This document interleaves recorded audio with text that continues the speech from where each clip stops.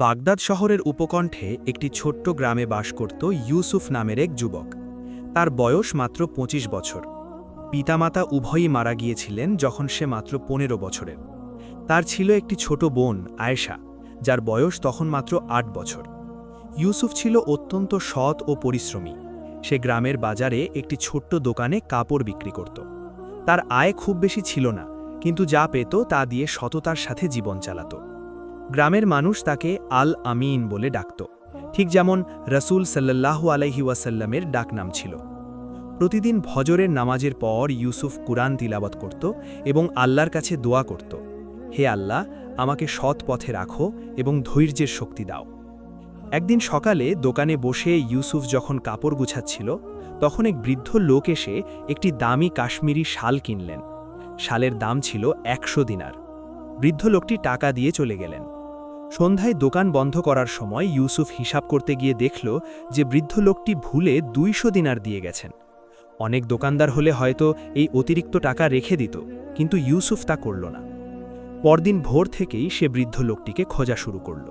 গ্রামের মানুষকে জিজ্ঞাসা করল, বিভিন্ন জায়গায় গেল। অবশেষে দুপুরে সে বৃদ্ধ লোকটিকে মসজিদে পেল। আসসালামু আলাইকুম দাদাজান, ইউসুফ বলল, গতকাল আপনি আমার দোকান থেকে শাল কিনেছিলেন।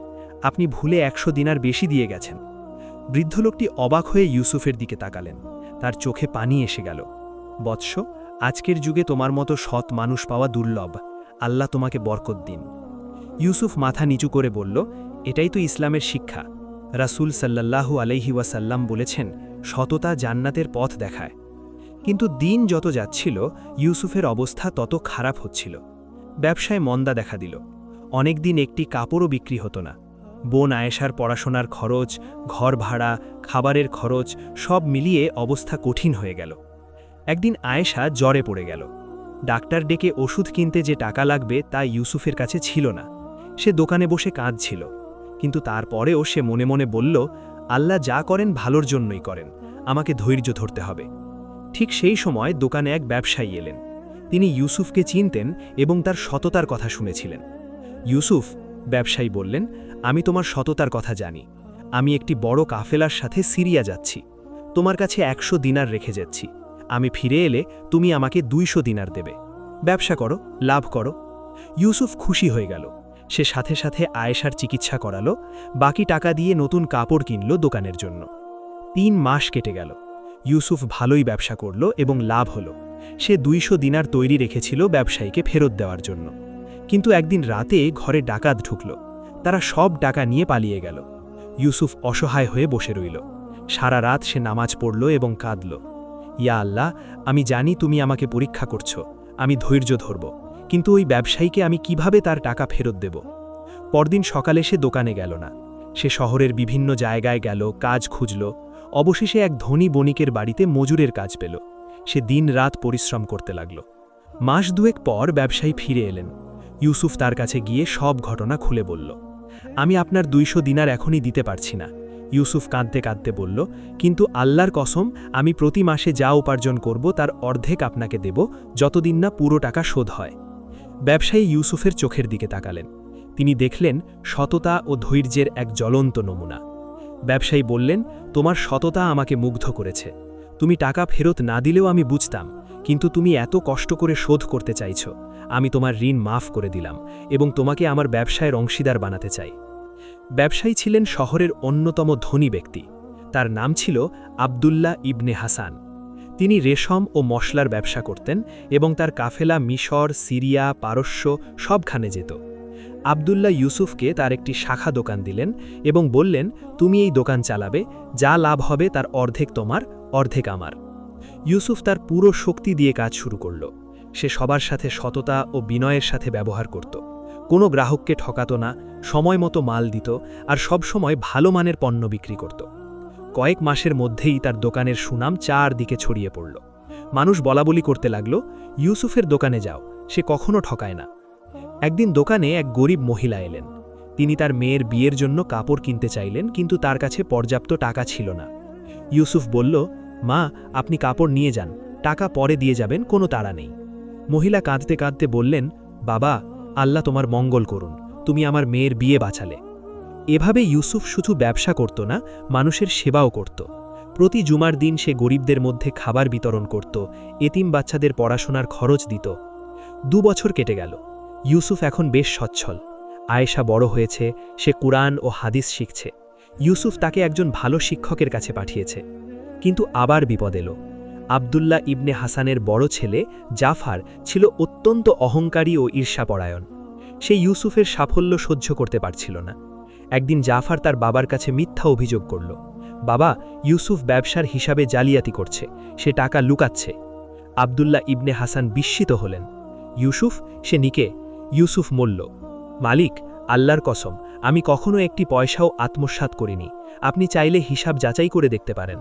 জাফর রাগে ফেটে পড়ল, তুমি মিথ্যাবাদী, আমি তোমাকে নিজ চোখে দেখেছি টাকা লুকাতে। আব্দুল্লাহ ইবনে হাসান বিচক্ষণ মানুষ ছিলেন।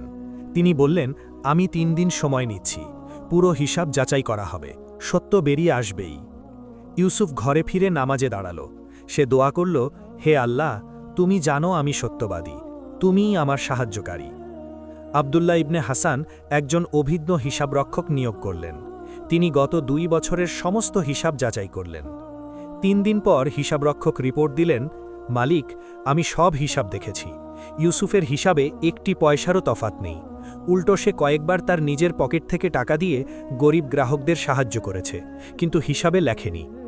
আব্দুল্লাহ ইবনে হাসান তার ছেলে জাফরের দিকে কঠোর দৃষ্টিতে তাকালেন। তুমি মিথ্যা অপবাদ দিয়েছ, এটা কবিরা গুনাহ। জাফর মাথা নিচু করে দাঁড়িয়ে রইল। আব্দুল্লাহ ইউসুফকে ডেকে বললেন, বৎস, তোমার সততা আজ প্রমাণিত হয়েছে। আমি তোমাকে আমার ব্যবসার প্রধান পরিচালক বানাচ্ছি। ইউসুফ বলল, মালিক, আমি শুধু আল্লাহর সন্তুষ্টির জন্য কাজ করি, পদ আমার লক্ষ্য নয়। আব্দুল্লাহ মুগ্ধ হলেন, এজন্যই তুমি এই পদের উপযুক্ত।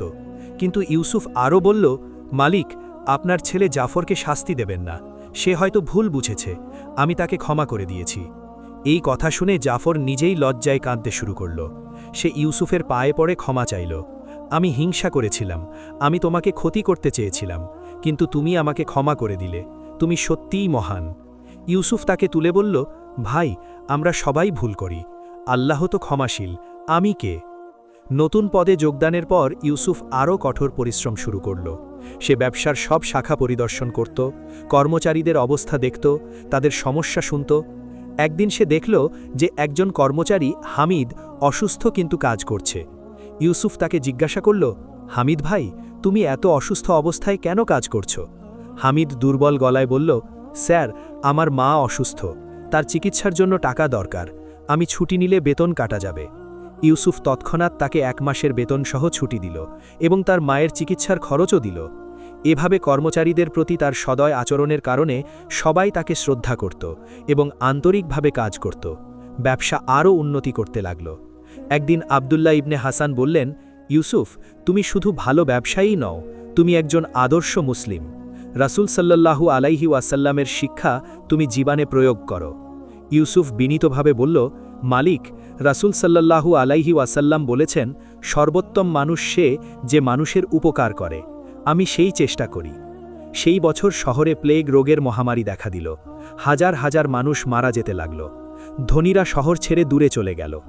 আব্দুল্লাহ ইবনে হাসানও তার পরিবার নিয়ে গ্রামে চলে গেলেন। যাওয়ার আগে তিনি ইউসুফকে বললেন, তুমিও তোমার বোনকে নিয়ে নিরাপদ জায়গায় চলে যাও। কিন্তু ইউসুফ বলল, মালিক, আমি থাকব। শহরের গরিব মানুষদের কে দেখবে? তাদের সাহায্যের জন্য আমার এখানে থাকা দরকার।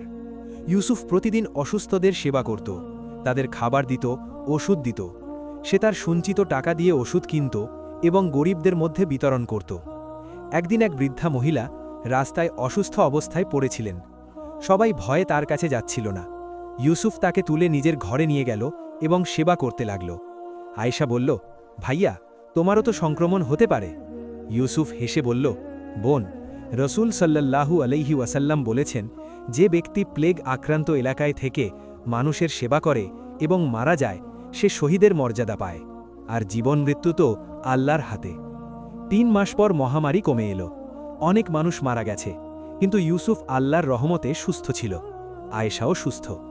যে বৃদ্ধা মহিলাকে সে সেবা করেছিল, তিনিও সুস্থ হয়ে উঠলেন।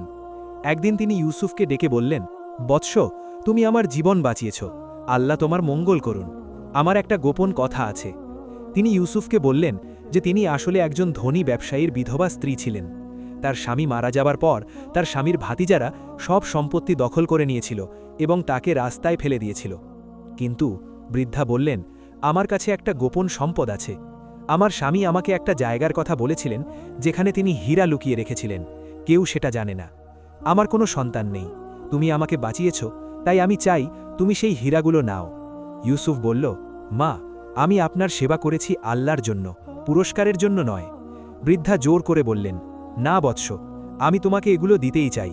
আমার বয়স হয়েছে, শীঘ্রই আমি মারা যাব। এই সম্পদ ভালো কাজে ব্যবহার হোক, এটাই আমার ইচ্ছা। অবশেষে ইউসুফ রাজি হল। বৃদ্ধা তাকে জায়গাটা দেখিয়ে দিলেন। সেখানে সত্যিই অনেক মূল্যবান হীরা ছিল। হীরা বিক্রি করে ইউসুফ বিপুল অর্থের মালিক হল। কিন্তু সে সেই অর্থ নিজের জন্য রাখল না। প্রথমে সে মহামারীতে যাদের পরিবার নষ্ট হয়েছে, যেসব শিশু এতিম হয়েছে, তাদের জন্য একটি আশ্রয় কেন্দ্র তৈরি করল। সেখানে তাদের থাকার ব্যবস্থা, খাবার এবং শিক্ষার ব্যবস্থা করল। তারপর সে একটি বিনামূল্যে চিকিৎসা কেন্দ্র খুলল, যেখানে গরিবরা বিনা খরচে চিকিৎসা পেত। এছাড়া সে একটি মসজিদ নির্মাণ করল এবং সেখানে একটি মাদ্রাসা স্থাপন করল, যেখানে গরিব বাচ্চারা কুরআন ও হাদিস শিখতে পারত।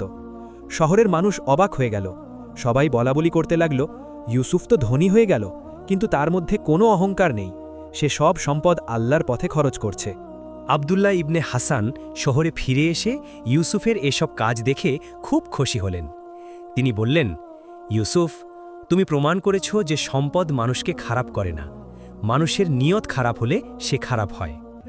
এদিকে আয়েশা বড় হয়ে একজন শিক্ষিত ও ধার্মিক যুবতী হয়ে উঠেছে। তার সুনাম চারিদিকে ছড়িয়ে পড়েছে। একদিন আবদুল্লাহ ইবনে হাসান ইউসুফকে ডেকে বললেন, ইউসুফ, আমার ছোট ছেলে মুসা তোমার বোন আয়েশাকে বিয়ে করতে চায়। মুসা সৎ ও ধার্মিক যুবক, তুমি কি রাজি? ইউসুফ আয়েশার মতামত জানতে চাইল। আয়েশা বলল, ভাইয়া, আপনার যা সিদ্ধান্ত। আমি শুনেছি মুসা ভালো ছেলে এবং নামাজি। ইউসুফ রাজি হল এবং সাদামাটাভাবে বিয়ে হল। বিয়ের দাওয়াতে ইউসুফ শহরের সব গরিবদের খাওয়াল। বিয়ের পর ইউসুফ একা হয়ে গেল। সে আরও বেশি সময় মানুষের সেবায় এবং ইবাদতে দিতে লাগল। 1 বছর পর আবদুল্লাহ ইবনে হাসান আবার ইউসুফের কাছে এলেন।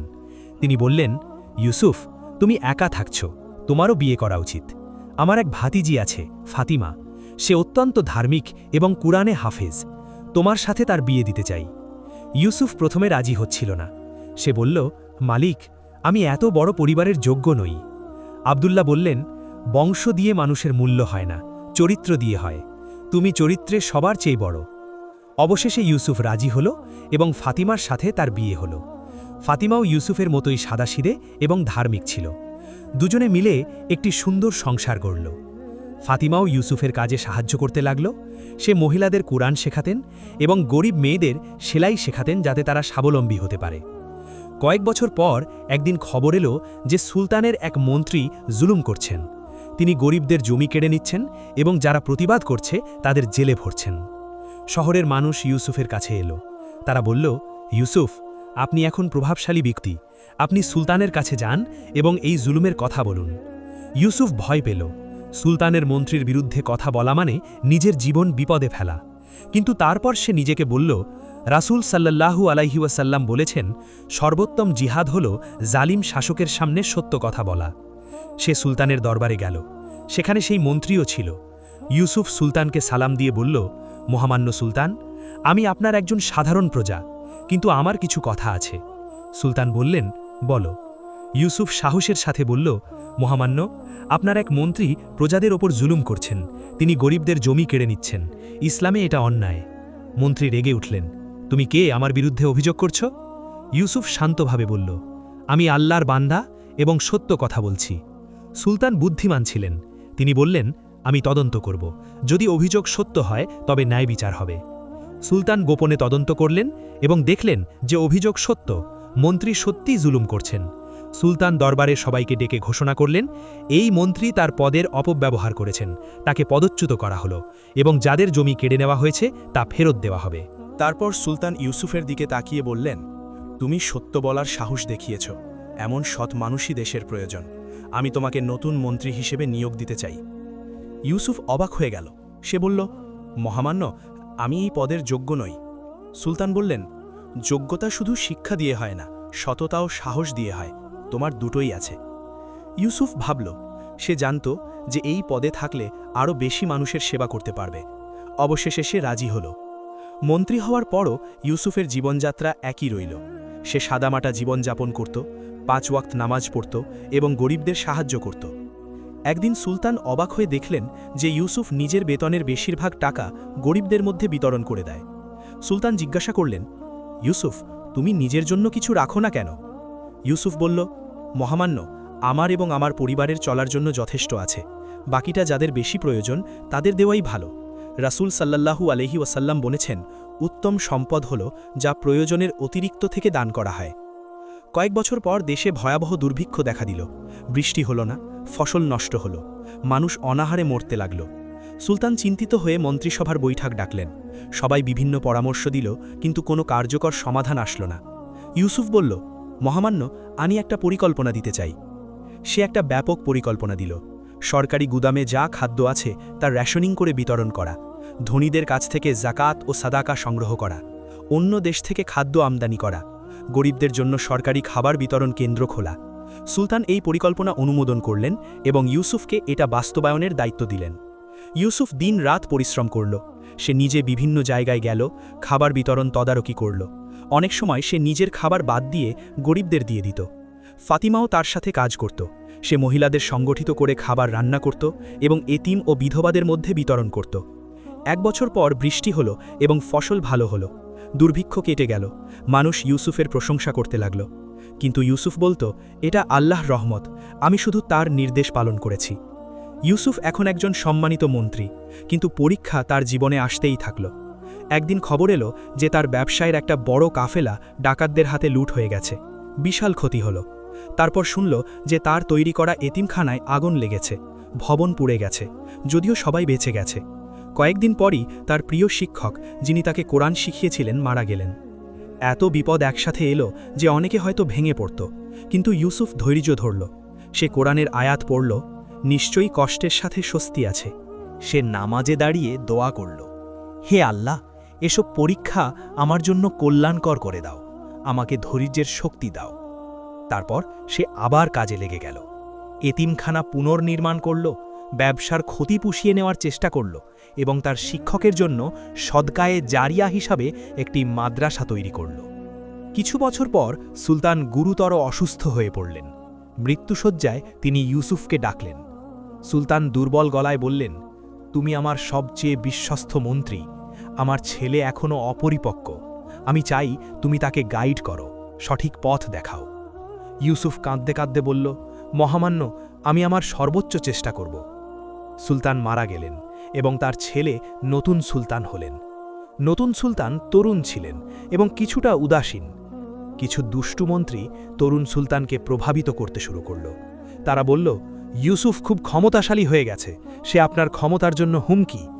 তরুণ সুলতান প্রভাবিত হলেন এবং ইউসুফকে মন্ত্রীপদ থেকে সরিয়ে দিলেন। ইউসুফ কোনো প্রতিবাদ করল না। সে শান্তভাবে পদত্যাগ করল এবং বলল, যা আল্লাহর ইচ্ছা। মানুষ রাগে ফেটে পড়ল। তারা বলল, এটা অন্যায়, ইউসুফ এত ভালো কাজ করেছে আর তাকে এভাবে সরানো হলো। কিন্তু ইউসুফ মানুষকে শান্ত করল। সে বলল, দয়া করে কোনো বিশৃঙ্খলা সৃষ্টি করবেন না, আল্লাহ যা করেন মঙ্গলের জন্যই করেন। ইউসুফ আবার সাধারণ জীবনে ফিরে গেল। সে তার পুরনো দোকান খুলল এবং ব্যবসা করতে লাগল। অনেকে বলল, তুমি মন্ত্রী ছিলে, আবার দোকানদার হলে? ইউসুফ হেসে বলল, সম্মান পদে নয়, কাজে। আমি আল্লাহর জন্য কাজ করি, পদের জন্য নয়। কিন্তু দেশের অবস্থা খারাপ হতে লাগল। নতুন মন্ত্রীরা দুর্নীতি করতে লাগল, মানুষের ওপর কর বাড়ল, অন্যায় অবিচার বেড়ে গেল। মানুষ ইউসুফের কাছে আসত এবং বলতো, আপনার সময়ে দেশ কত ভালো ছিল।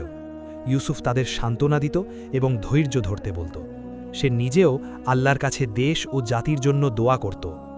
1 বছর পর ভয়ানক খবর এলো। প্রতিবেশী দেশ আক্রমণ করতে আসছে। তাদের সেনাবাহিনী অনেক শক্তিশালী। তরুণ সুলতান ভয় পেয়ে গেলেন। মন্ত্রীরা বিভিন্ন পরামর্শ দিল, কিন্তু কোনো সমাধান আসলো না। অবশেষে একজন বৃদ্ধ মন্ত্রী বললেন, মহামান্য, ইউসুফকে ডাকুন, তার বুদ্ধি ও সততার এখন প্রয়োজন। সুলতান ইউসুফকে ডাকলেন।